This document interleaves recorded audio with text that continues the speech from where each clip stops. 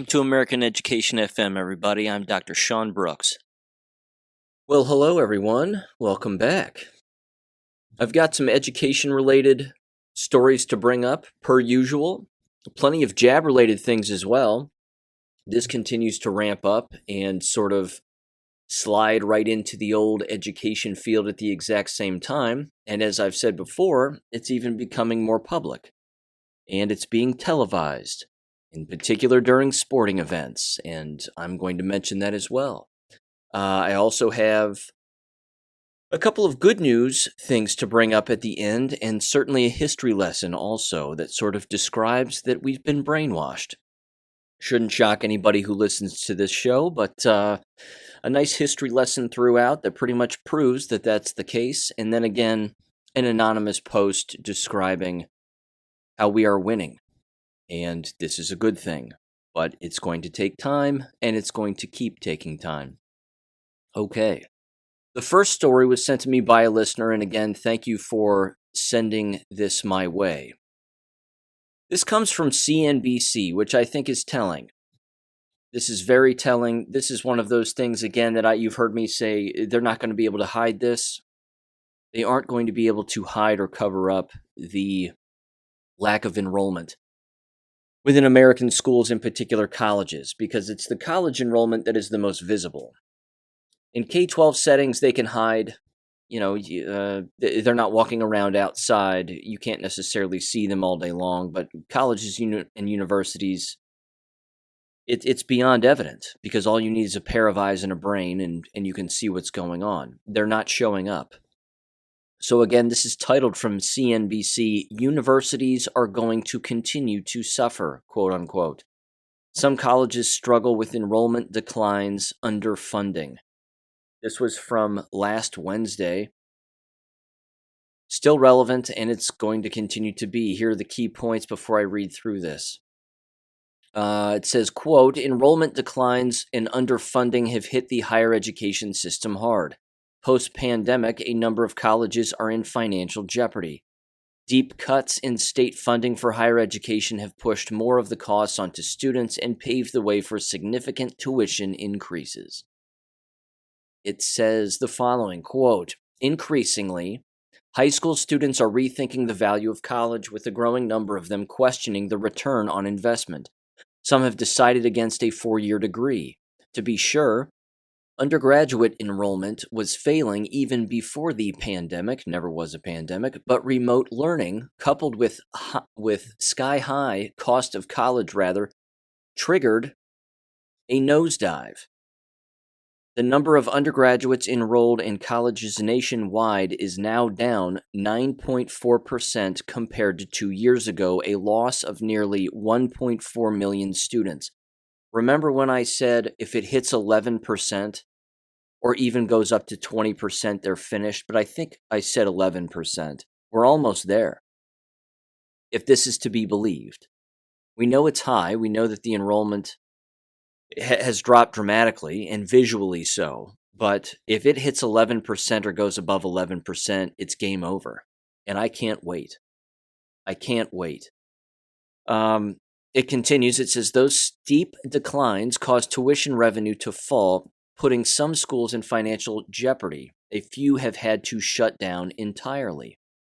Quote, "I worry that the trend is going to continue because nobody is doing anything to improve affordability. The universities are going to continue to suffer," says whatever her name is, founder and president of the blank coaching in New York City. It says more colleges are struggling financially. The Lincoln College in Lincoln, Illinois closed at the end of the spring semester. I, of course, brought that up earlier. It says the San Francisco Art Institute closed after 150 years. Marymount California University in Rancho Palos Verdes and Becker College in Worcester, Massachusetts also recently shut their doors, as have other institutions across the country. The number of colleges closing down in the past 10 years has quadrupled compared with the previous decade, according to a report in the Wall Street Journal.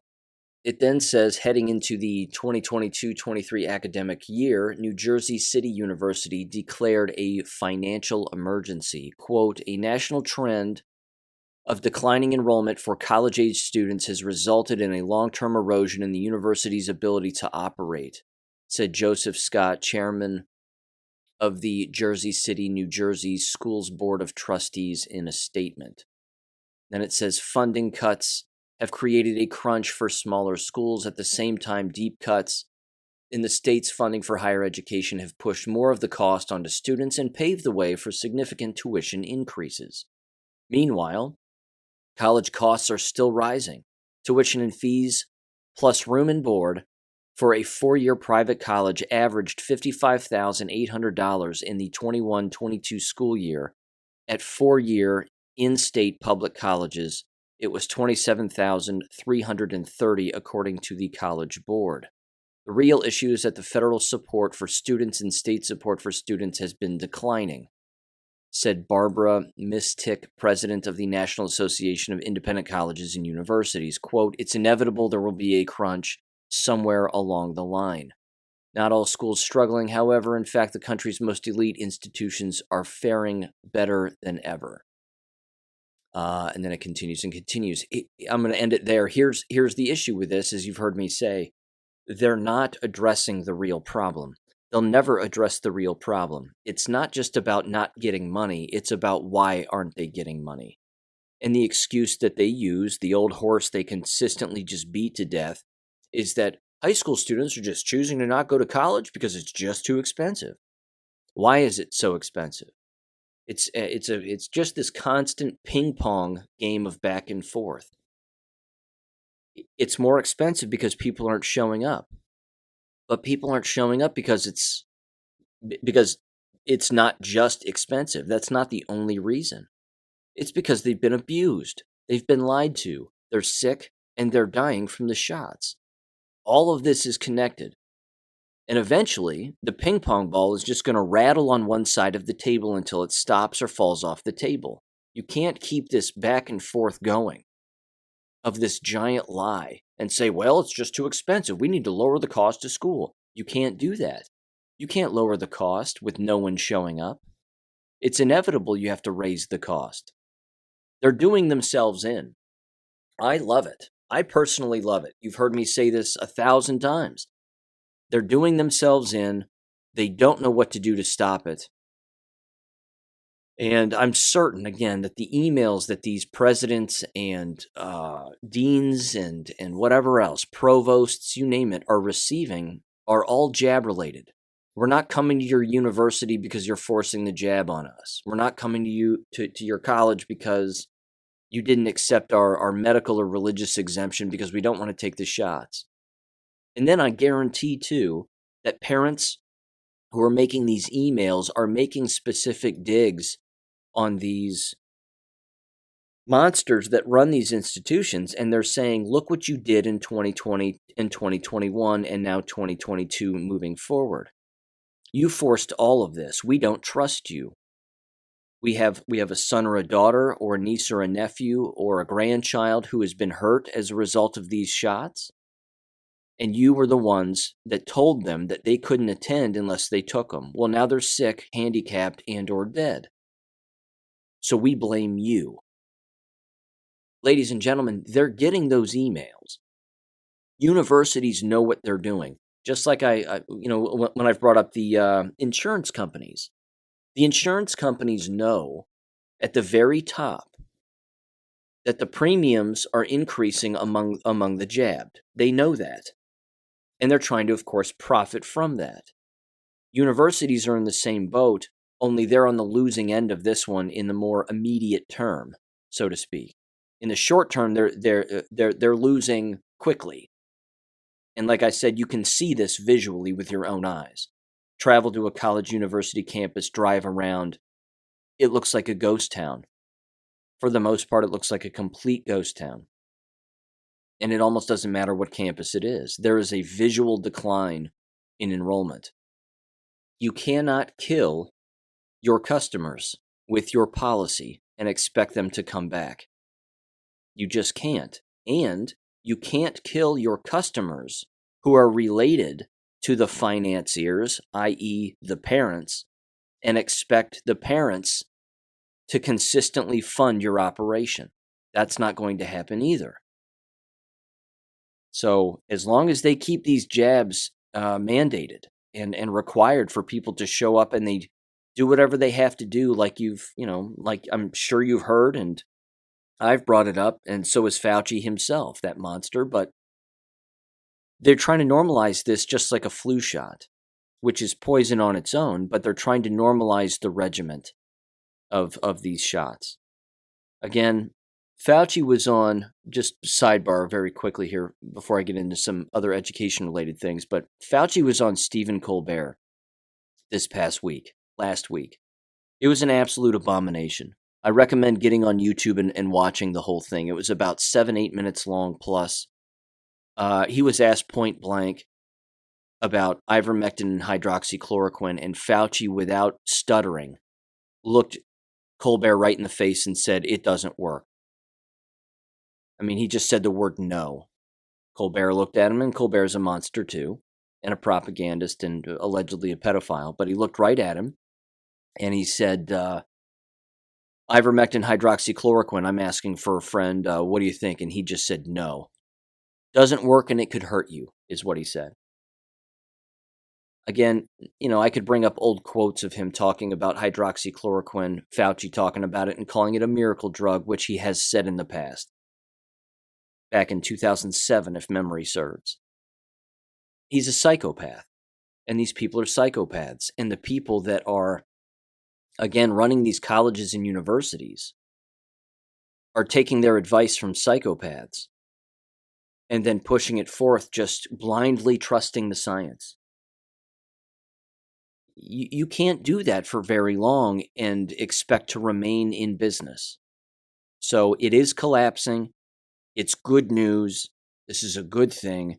It's going to force people again to consistently look inward, which is what they need to do to find other alternatives to educate their children, like online education or trade school, where they're not forcing the jabs and they're actually teaching real things, going into business for yourself, and so on and so on.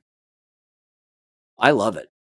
I mean, it's sad that it's coming at the expense of the unknowing, and that it's coming at the expense of many of the brainwashed and very young people who have no idea what they're doing, but it's war, and this is part of that collateral damage. And it's unfortunate, but it is happening. Okay, here's the next thing. This is incredible. I find this one incredible. It's more proof that the left just does not learn. They don't learn. They use TikTok, they use social media.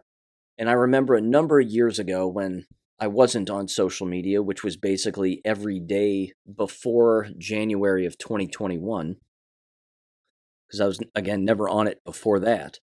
It just continued to shock me that endless school employees would use TikTok, Facebook, Twitter to put all of their personal opinions out there as employees of an institution of some kind, and not think for a minute that there would be repercussions to that there would be consequences, and that they might actually lose their jobs, or just expose themselves as being who they really are.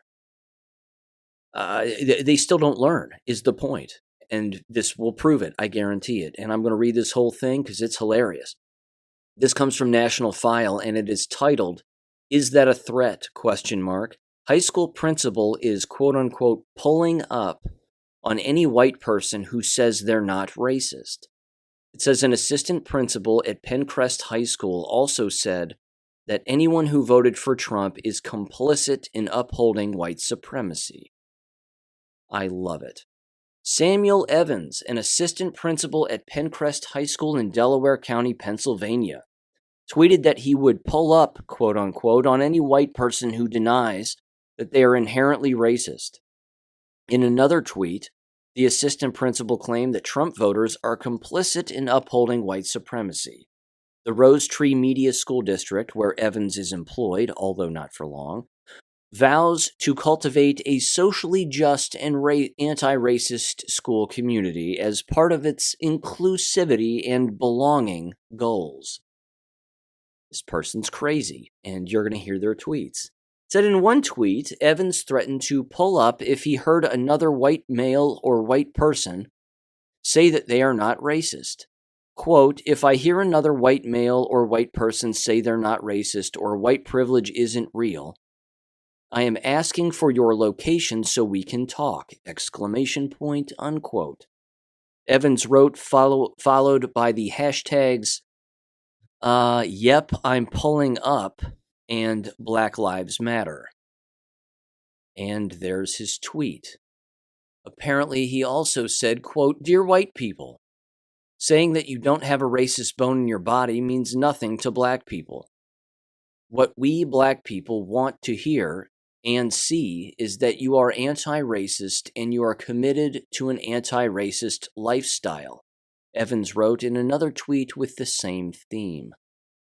Let me read a few more of this loser's tweets. Oh, and he has 2 master's degrees, by the way. I should have emphasized that. Very hilarious. He, of course, puts it at the end of his name. He has a master's in education and a master's in science in education, and he wears a bow tie. Ladies and gentlemen, you've heard me say this before a long time ago. I don't trust people who wear bow ties. Never have. A bow tie is a trick. You know, wearing a bow tie with a tuxedo, acceptable. That's probably the only time it's acceptable. Somebody's wearing a bow tie with a regular suit or a corduroy jacket or something, they're trying to pull one over on you. They're trying to make it look like they're smarter than they actually are. And this guy proves my point because his profile picture is him sitting at a desk and wearing a bow tie. I digress. It says the following, his tweet, it says, quote, from now on and no matter where I am or at what, or where I am at, well, he can't write either, or where the repercussions are, I am holding every white person accountable when it comes to this nonsense. If you don't like it, please delete. And then he links an Instagram post, apparently. It then says, quote, here's another one of his tweets. This guy's a winner. He's a winner. It says, it's past time for black and brown children to force community leaders to dismantle and abolish white education institutions that aren't committed to the full liberation of our children. This guy's kind of a pedophile, too, it sounds like. He said he also stated that people who voted for Donald Trump are complicit in upholding white supremacy. His tweet said, quote, Trump did 2 things in the presidential debate last night. He preserved white supremacy and the myth of white superiority. On national TV, he put a condition on his condemnation of white supremacy, and if you decide to vote for him, you're complicit in his words and behavior.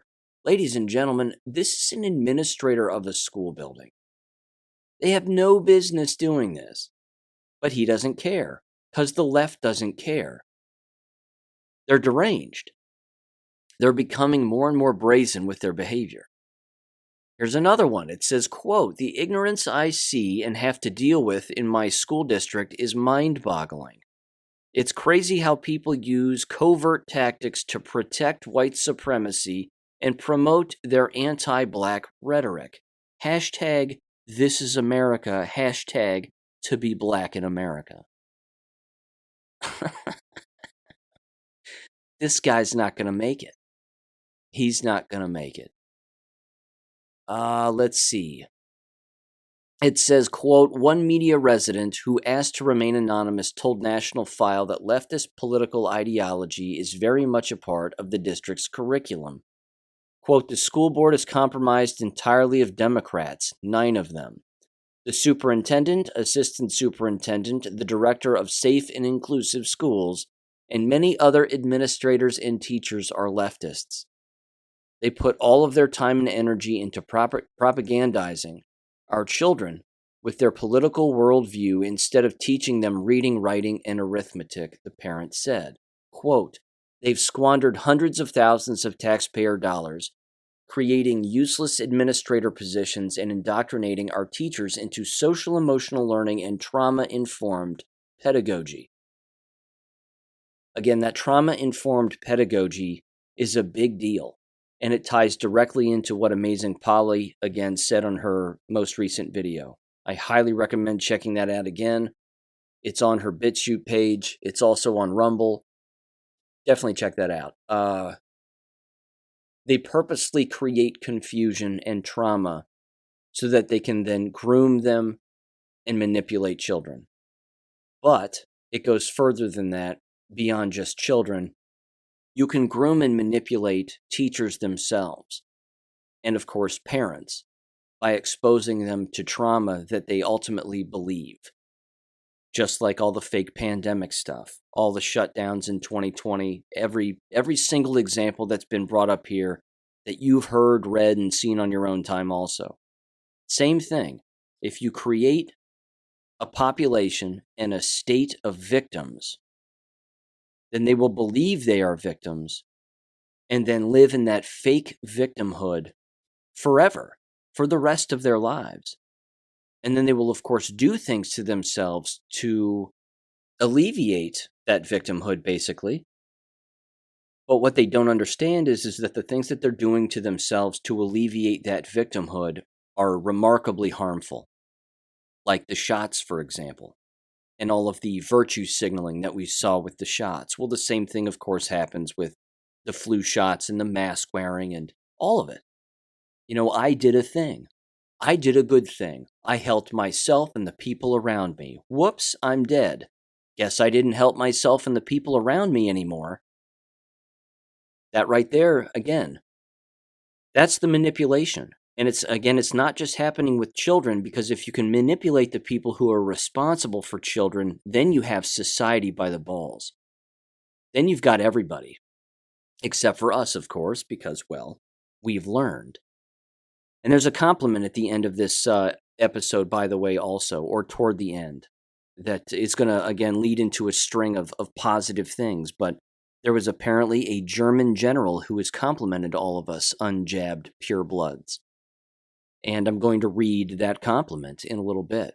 But this right here, another example of how you brainwash the people around you, the children around you, and then everybody's the victim, which means, again, when government says jump, you say how high? Thank you, sir, may I have another? It's a never-ending cycle of abuse, but they have no idea what they're doing. Okay, that's the education-related stuff. Let me get into this, too, because this just happened over the weekend also. Mike Hart, Michigan's assistant coach for their football team, who is apparently their running backs coach. And I remember Mike Hart back in the day playing football. He's 36 years old. I assume pretty healthy guy, but ladies and gentlemen, he's jabbed. The guy's got to be jabbed. So this comes from lots of different outlets, of course, but this one is just from the Gateway Pundit. Titled, Breaking, Michigan assistant coach Mike Hart carted off a field after suffering a medical emergency. And there's a video that goes along with it. I'm going to play the audio from the video. Of course, there's nothing to see, but you'll hear, again, the announcers just casually talking about it.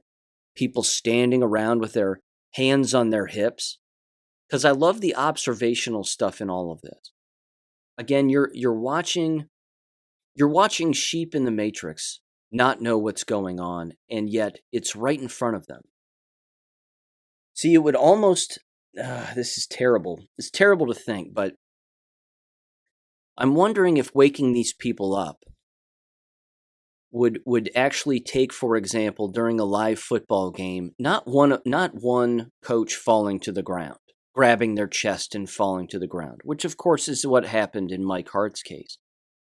But what if it was 3 of them at the exact same time, falling to the ground and grabbing their chests?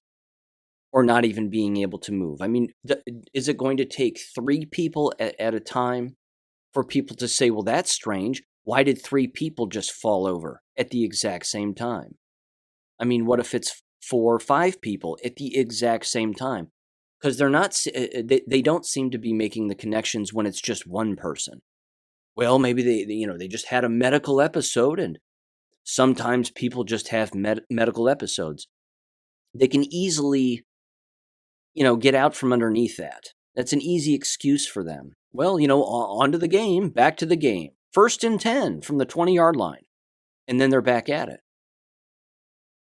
I mean, again, it's it's gotten to the point where it's almost going to have to take multiple people falling simultaneously in order for people to understand what is going on here. Because we can't expect these announcers to actually say it. Let's see. During the football game between Michigan and Indiana, collapsed on the sideline and had to be carted off the field. Okay, I'm going to play a little bit of this audio, and then there's something interesting that happens when he's being carted off the field. So go ahead and give this a quick little listen. Again, it's not a ton to listen to, but I'm just going to play a little bit of it just to kind of give you a sense as to the tone of the actual announcers and what it is that they're actually saying and how they sound. Quarter, and there is an injured Michigan coach on the field or on the sideline. You're not sure who it is. Scary seeing the entire team gathered around. Now, most of the Michigan players have taken a knee off to the side. Very scary scene. This was during the commercial break after the Indiana touchdown, and some commotion on the Michigan sideline. And obviously hoping for the best here. We have been unable to identify the injured coach. Let's look at this from a numbers standpoint and a sociological standpoint. There is absolutely no way that you have all of these college players who, again, we assume are college students. I use that word loosely sometimes when it comes to student athletes, in particular football and basketball players, but whatever. They're there, they're playing the sport, and they're attending school. There's no way that they're all there, that close to one another, taking a knee with time off now, as they're watching an injured person, with everything that's been going on, and they know all about Kyrie Irving and Aaron Rodgers and the Joe Rogan appearances and so on and so forth. There's no way that they don't know about all of that. There's no way that they're all taking a knee next to each other and not communicating with one another and talking about how it's probably the shots, it's probably heart-related. There's no way. It is quite literally mathematically impossible. Are there people there that don't know? Yes. But are there people there who do know who are still playing the game? Yes. In fact, in the clip itself, when it shows the sideline, the Indiana sideline rather, and they're taking a knee, one of them, who is thinner, looks over at the bigger lineman and says something to him, like, what is this all about, whatever. And he says something, or he asks something to the bigger guy. His bigger teammate quite literally takes his right hand and taps his fingers on his chest, right in the center of his chest, just like a few times, and then puts his hand down. Almost as if he's saying, it's heart-related or something's going on up here, again, maybe because of the shots, whatever. It's possible that that's not the conversation that they were having. My only point is, it's impossible that the conversation isn't happening.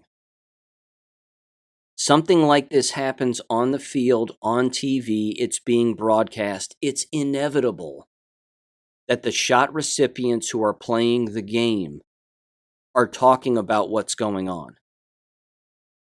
Yes, it's unfortunate that it's taking them this long to put the things, to piece things together. This, of course, has been going on for a very, very long time. But it's happening. And this is happening again right in front of us. And it's happening, of course, in front of them. They're being backed into a corner where they're going to have to ask questions. And they're going to have to look in the mirror and decide what they themselves have actually done. I'm going to continue with this audio here for just a little bit. and then mention what I observe here toward the end as they're carting him off the field. Here we go. It's Mike Hart, the former Michigan running back, who is the running backs coach here at Michigan. Former Indiana running backs coach, Mike Hart.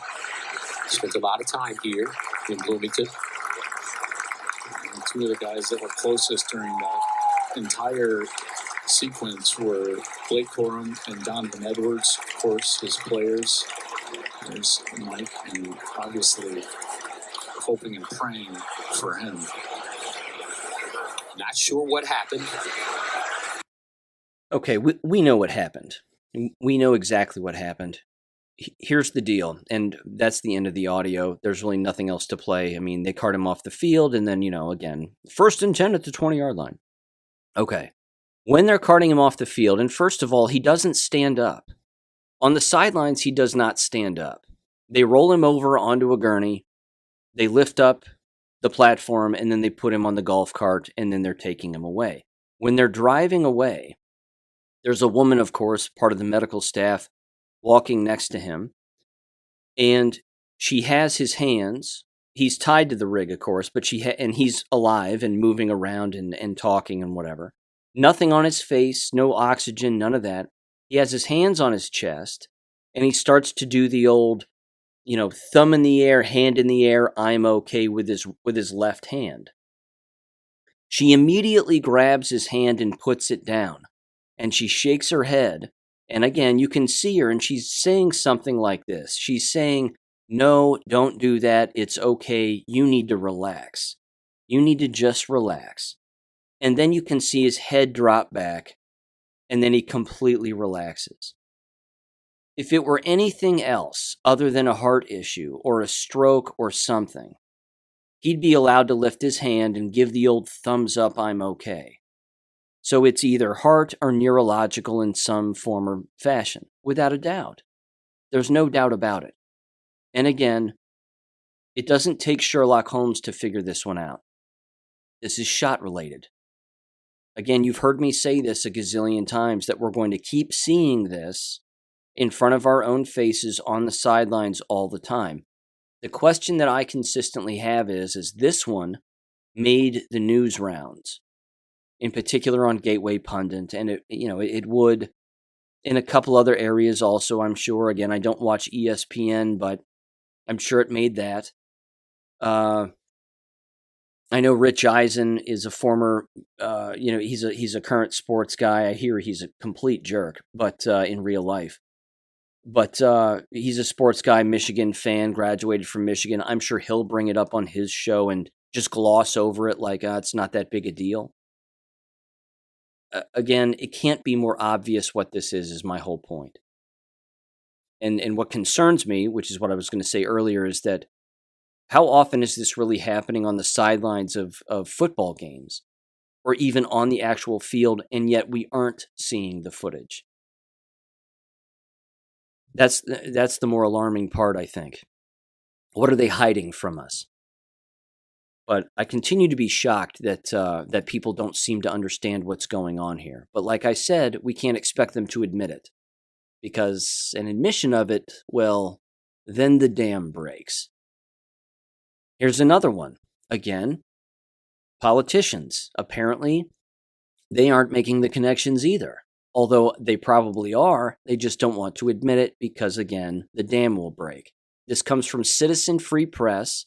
It's titled, 17-year-old daughter of congressman dies of heart attack. This was just from the other day. Representative Sean Casten.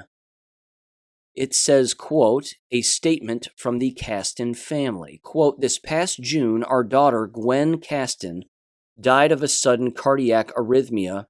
In layman's terms, she was fine and then her heart stopped. Quote, we don't know what caused the arrhythmia and likely never will. We know what caused it. It says, quote, Gwen was a healthy 2022 teenager. She ate well, exercised, got regular checkups, didn't suffer from any behavioral health issues, and had close relationships with family and friends. she was fully vaccinated and quarantined after occasional positive, asymptomatic COVID tests during the Omicron wave. She had just come home from an evening with friends, went to bed, and didn't wake up. The congressman actually said all of that in their statement. It continues here with the statement. It says, quote, "We are heartbroken, but we are not unique. Sudden, unexplained heart failure among young, healthy people is rare but real.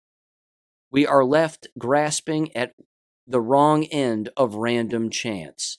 No. None of that was true. That entire sentence is false. It continued, it said, "We are grateful for the outpouring of love we've received over these past months. We've cried again over each of your letters, messages, meals, and flowers, but they are appreciated. We are grateful for the donations and blah, blah, blah, 17 years old. She had a big, beautiful, kind, loving heart, and it stopped, as all must." He actually said that too. He's normalizing the death of his daughter, who was healthy and at least double jabbed. Honest to God, ladies and gentlemen, this is the victimhood thing. This is part of the victimhood status that exists with the entire illusion and delusion of the medical industry. I saw another video again from a woman who, I believe she has a PhD in holistic medicine. If I'm not mistaken, I could have that wrong. In fact, her name has slipped my mind, but she's recognizable. She was on a TikTok video talking about the victim status, again, associated with fake illness. And when you hear people say, well, I caught something, I caught it from somebody else, I caught this thing, this illness, this virus, this germ, which are all fake. I caught all of this from someone else. What that does is, of course, is it puts the blame on someone else and removes all personal responsibility from the individual for why they really became diseased. They became diseased because of poison that they themselves put in their own body with regularity. This 17-year-old died from the shots. But as far as the parents are concerned, publicly anyway, in their public statements, they have to play the victim. Well, this is rare and it happens, and it's terrible that it happens, but it happens, and we're at a loss for words, and she was double jabbed at least, and we don't know what happened. So we're the victims, she was the victim, we're all the unknowing victims. We'll never get answers, and good night, everybody. And then that's it. There are always answers to why things happen. It's the people who don't seek the answers that are the problem. They're the ones, again, that are virtue signaling and playing the victim and blaming other people falsely because they believe things that are not real. It's astounding. And it's not going to go away because we know of, again, the congressman is a perfect example. Endless people are in that exact scenario and they aren't linking the dots. They aren't connecting the dots. They aren't figuring it out. And again, many of them aren't going to. An entire family can be wiped out. Parents, children, the whole thing. They're not going to connect the dots. Well, it's unfortunate, but every now and again a whole family just gets wiped out from heart attacks. It's very common, it's rare, but it's, it happens. No, it doesn't. Ridiculous. Moving on, here is something that does happen though, and it's tied into something I've brought up in the past too, in particular, how the old jabs are causing cognitive decline among individuals, so much so that dementia and even schizophrenia are intentional side effects. This comes from the Los Angeles Times, and it's titled, "Missing Chatworth Woman May Have COVID-Related Psychosis," family says. This is the missing persons report on a Hayden Wilson, age 23, female, black hair, white braids, brown eyes, 5'8", 140 pounds. Last seen in the area of the Devonshire Street and Vaughn's Market on September 29th and is apparently missing. Friends and family, it says, of the 23-year-old Chatsworth woman who went missing last week are spreading the word about her sudden disappearance, which they worry is related to mental health struggles after a COVID-19 diagnosis. Again, is she jabbed? It says, quote, recent research has led to better understanding of COVID-19's lingering effects on the brain. Now, of course, they're blaming this on some illness, not the shots, which means if the Los Angeles Times is saying that, the opposite is true. It's probably the shots. It says, as the pandemic spread, some patients began reporting a host of cognitive and psychiatric issues, such as memory lapses. Well, that's a little different than losing one's mind completely. It says a smaller number of developed even more severe symptoms, experts say, including paranoia, hallucinations, and psychosis. Well, what about the shots? Were they jabbed? Because that's happening. That's a thing. Okay, here's another one. This is a peer-reviewed journal article from, I believe, let me see the date here, 2 months ago. This was published in August, and it is titled, and by the way, again, this is a good thing in the sense that it's reaching these journals, as you've heard me say, albeit slowly, but it's still reaching them, and reaching some rather larger ones as well as time is moving on here. This is from the International Journal of Vaccine Theory, Practice, and Research, Volume 2, Number 2.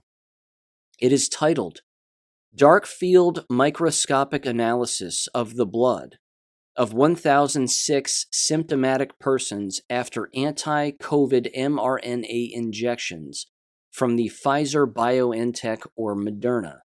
And here's the abstract. It says, quote, the use of dark field microscopic analysis of fresh peripheral blood on a slide was once widespread in medicine, allowing a first and immediate assessment of the state of health of the corpuscular components of the blood. In the present study, we analyzed with a dark field optical microscope the peripheral blood drop from 1,006 symptomatic subjects after inoculation with an mRNA injection, Pfizer, BioNTech, or Moderna, starting from March of 2021. It says, quote, there were 948 subjects, or 94% of the total sample, whose blood showed aggregation of erythrocytes, if I'm saying that right, doesn't sound good, and the presence of particles of various shapes and sizes of unclear origin 1 month after the mRNA inoculation. In 12 subjects, blood was examined with the same method before vaccination, showing a perfectly normal hematological distribution. The alterations found after the inoculation of the mRNA injections further reinforced the suspicion that the modifications were due to the so-called vaccines, quote-unquote, themselves. They even put the word vaccines in quotes. I love it, because that means the authors know that it's not a vaccine. They know it's a bioweapon.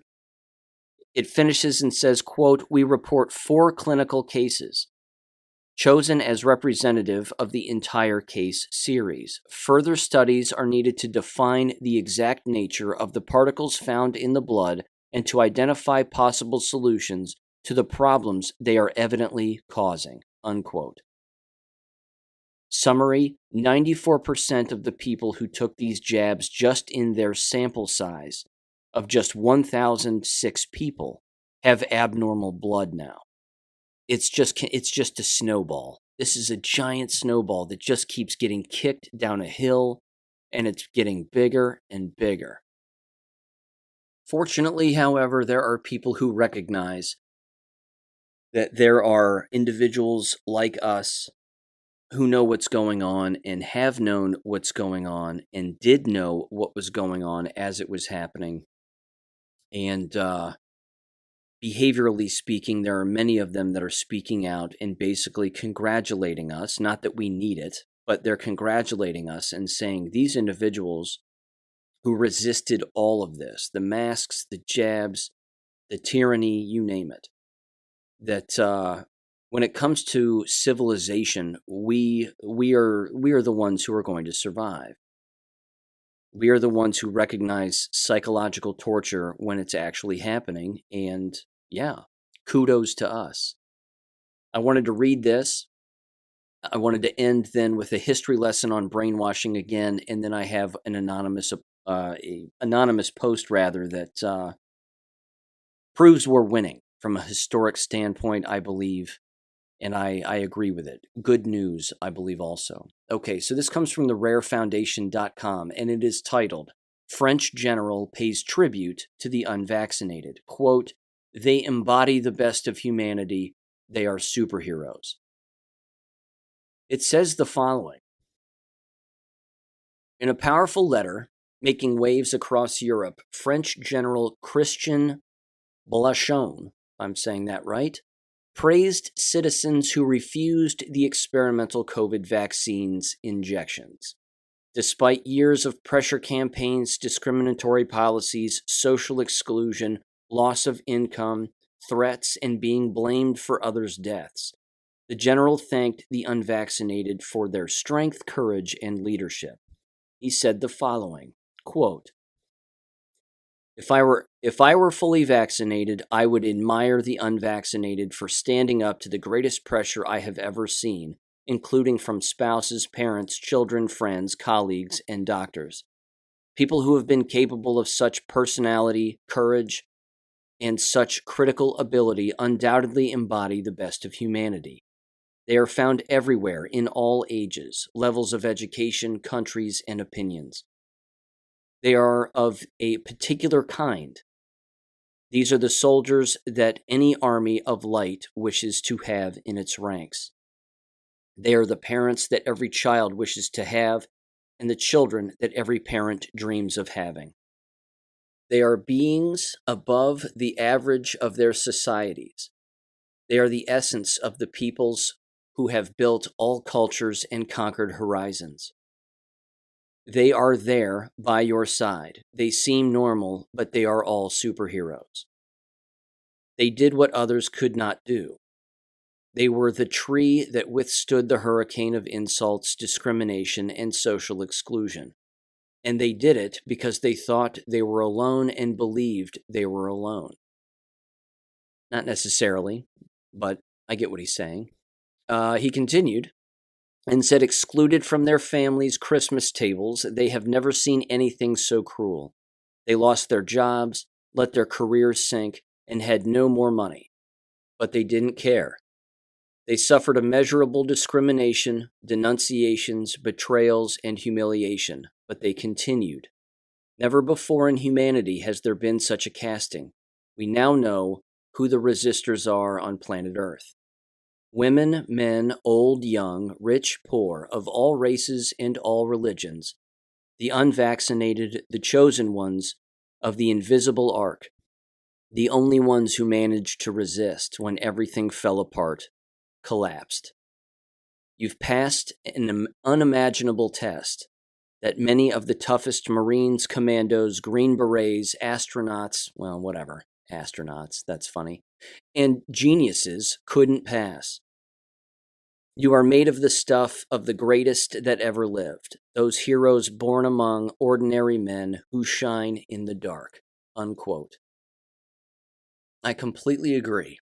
I totally agree. I appreciate the compliment. I hope everybody who heard that appreciates the compliment. He's complimenting you, as we should, I suppose. We don't need it, but we're not alone. And we knew we weren't alone in this regard. I think the most depressing part was how many people fell for it. That was difficult for all of us to watch. That was a level of abuse, and it continues to be, I should say, a level of abuse that is just awful for all of us to watch.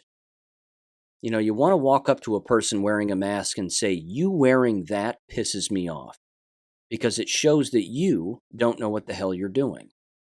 And that bothers me. And that, of course, you're brainwashed. And you're trying to brainwash me, and I don't like it.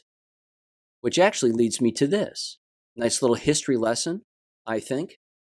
A nice little thread here that someone put together. Don't know who did it, but it's well done. And I wanted to read it here. and it is titled, Are You Brainwashed? It says the following. Again, awesome history lesson here too. Quote, the 1959 novel, The Manchurian Candidate, lays out an excellent illustration for us. The communists had developed an advanced brainwashing program and were able to create sleeper agents out of captured soldiers. It says these agents could be reactivated through simply seeing or hearing a post-hypnotic trigger, quote unquote, in this case, seeing a certain playing card or hearing a suggestion to play a certain game. It says these post-hypnotic triggers were created through extensive brainwashing and when activated would result in involuntary behaviors. So let's use this blueprint to find out if we have any post-hypnotic triggers buried in our psyche that result in involuntary behaviors or emotions. We'll do this through a few simple tests that question specific historical events or scientific facts through direct, pointed statements that are meant to provoke any post-hypnotic responses. These statements are meant to be outrageous, disturbing, and challenging, and will bounce around a bit. They may or may not be true statements, but for the sake of this test, you must entertain that possibility. This test is primarily meant for people living in the Western world. Remember to pay close attention to your emotions and watch for any reaction that is different or heightened. Are you ready? Here we go. It says, quote, it is not widely known that the numbers of Civil War dead were often exaggerated in order to create more support for the war in the North.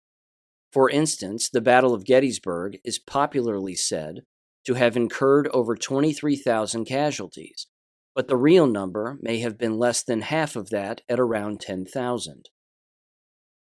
It then says the history books say that the attack on Pearl Harbor resulted in 2,335 people killed and 1,143 people wounded. But the numbers may have been substantially lower, as it has come to light that the U.S. government decided to inflate the numbers in the press in order to garner more support for the war effort. It then says, arguably, the worst mistake in history of the Western world, the African slave trade, is said to have enslaved almost 4 million people at its height in 1860. However, recent studies have estimated it may have only been half that number, although that's still 2 million too many. It then says the RMS Titanic sank on the 5th of April, 1912. The newspapers of the day reported between 1,490 and 1,635 deaths. However, as newspapers do, they published the highest numbers they could in order to sell more copies due to the sensationalism. The actual numbers may have been well under 1,000. It then says there are people who believe that birds are all holograms and are projected to make us think that they still exist. This is done because they all died out years ago and the government doesn't want us to panic. Another one says there are also people who believe that the moon is a holographic projection for some reason. It then says, between 1941 and 1945, Nazi Germany ran internment camps in its occupied territories. 6 million Jews are said to have died during this time in an intentional extermination campaign. However, the numbers were greatly exaggerated in order to gain sympathy and political power in the West. The actual dead may have been less than 300,000, and most due to sickness. It then ends by saying the following, quote, if you are an average Westerner who has had a typical education and regular cultural experience, you would most likely have reacted strongly to only the last example. Some are prone to becoming angry or aggressive. Some physically turn their heads away or raise their arms. Some avert their eyes.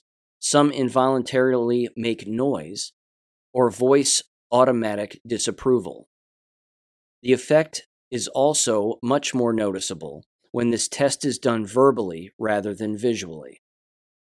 There are certain things that we have been conditioned to believe and defend as a group. We have been conditioned to accept them, not solely on the basis of truth, but on the basis of acceptance within society.